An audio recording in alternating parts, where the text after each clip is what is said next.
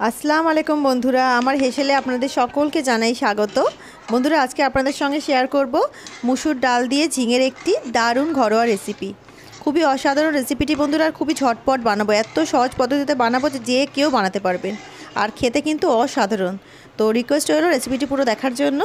তো রেসিপিটি দেখতে থাকুন, আমার সঙ্গে থাকুন। তো বন্ধুরা, দেখতেই পাচ্ছেন এখানে আমি একটা কড়াইয়ের মধ্যে ঝিঙে, মুসুর ডাল আর দুটো কাঁচা লঙ্কা আর একটা টমেটো কুচিয়ে দিয়ে দিয়েছি এর মধ্যে। আর ঝিঙেগুলো বেশ বড় বড় করে কেটে নিয়েছি। আর মুসুর ডাল, ঝিঙে, টমেটো সব কিন্তু আমি আগে ধুয়ে নিয়েছিলাম ভালো করে। তারপরে একটা কড়াইয়ের মধ্যে এটাকে দিয়ে তাতে জল দিয়ে আর সামান্য একটু হলুদ দিয়ে এটাকে শুধু সেদ্ধ হতে দেবো। তো আর কিছু করতে হবে না। লবণটা এখন দেবো না বন্ধুরা, লবণটা দেবো একটু পরে। লবণটা একটু পরে দেবো, ফুটে উঠলে তারপরে লবণটা অ্যাড করব। তো এটাকে একটু সেদ্ধ করে নেব। তো দেখুন ডালটা বেশ ভালোভাবে সেদ্ধ হচ্ছে, হাফ সেদ্ধ হয়ে গেছে। তার মধ্যে লবণটা অ্যাড করে দিলাম এই সময়তে। প্রথমেই লবণ অ্যাড করবেন না, প্রথমে ঝিঙেগুলো একটু মজে যাবে, তারপরে লবণটা অ্যাড করব। তো ডালটা দেখুন হাফ কিন্তু সেদ্ধ হয়ে গেছে, আর জাস্ট একটুখানি সেদ্ধ হতে বাকি আছে। এটাকে লবণটা দেওয়ার পর নেড়ে চেড়ে এটাকে আরেকটু ভালো করে সেদ্ধ হতে দেব। তো লবণটা খুব ভালোভাবে মিশিয়ে নিয়েছি, আর একটু সেদ্ধ করে নেব।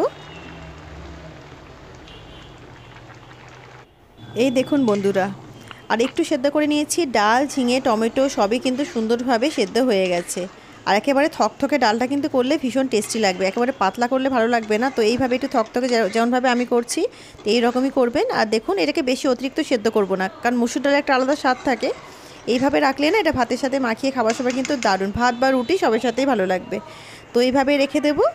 তো বন্ধুরা, ডালে আমরা ধনেপাতা কুচি অ্যাড করব, তার আগে ফোড়নটা দেখিয়ে দিই।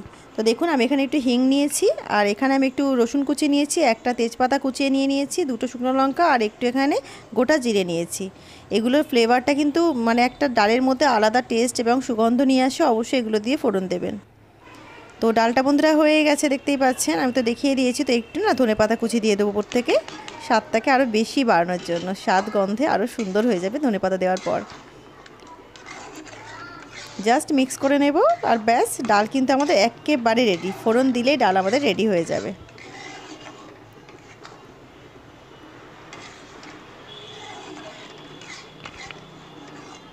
আর কিচ্ছু করার নেই, ডালটা আমরা ফোড়ন দেব। চলুন ফোড়নটা দিয়ে ফেলি ডালে। তো বন্ধুরা, ফোড়ন দেওয়ার জন্য আমি এখানে একটা ছোট্ট স্টিলের হাঁড়িতে একটুখানি সর্ষের তেল নিয়েছি কিছুটা। তেলটাকে একটু গরম করে নেব। তেল গরম হয়ে গেছে বন্ধুরা, প্রথমে দুটো শুকনো লঙ্কা দিয়ে দিলাম, আর এবারে রসুন কুচিগুলো দিয়ে দেব।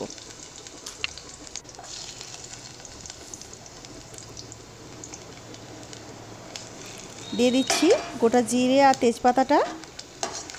এগুলোকে সুন্দর করে একটু ফ্রাই করে নেব।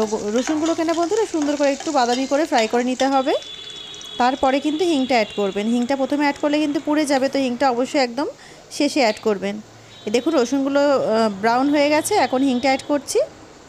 মানে ডাল অ্যাড করার আগেই কিন্তু হিংটা অ্যাড করলেই হবে। জাস্ট মিক্স করে নিলাম, এবার ডালটাকে অ্যাড করে দেব। দিয়ে দিচ্ছি সেদ্ধ করা ডাল। এবারে জাস্ট মিক্স করে নেব।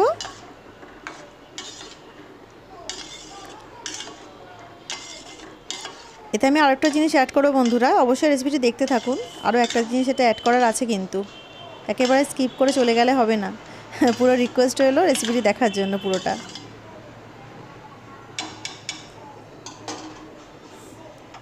দেখুন অসাধারণ ডালটা লাগছে না দেখতে, একেবারে থকথকে ডাল। এতে না আমি একটু ঘি অ্যাড করছি। সবার শেষে এতে দিয়ে দেবেন 1 চামচ ঘি। তারপরে দেখবেন স্বাদ এবং গন্ধে অপূর্ব এই ডালটা। মানে যাকে খাওয়াবেন সেই আপনার তারিফ করতে থাকবে। খুবই ঘরোয়া রেসিপি বন্ধুরা, কিন্তু খুবই সুন্দর, খুবই টেস্টি রেসিপিটি। অবশ্যই এইভাবে একদিন ট্রাই করবেন। আর রেসিপিটি কেমন লাগলো অবশ্যই কমেন্ট করে আমাকে জানাবেন বন্ধুরা। আর আপনারা কিন্তু নিরাশ হবেন, এতটুকু আমি প্রমিস করতে পারি আপনাদের। অবশ্যই বানিয়ে দেখবেন, সবারই ভালো লাগবে রেসিপিটি। আর রেসিপিটি যদি আপনাদের ভালো লেগে থাকে অবশ্যই আমার চ্যানেলকে লাইক, শেয়ার এবং সাবস্ক্রাইব করে আমার সঙ্গে থাকবেন। আল্লাহ হাফিজ।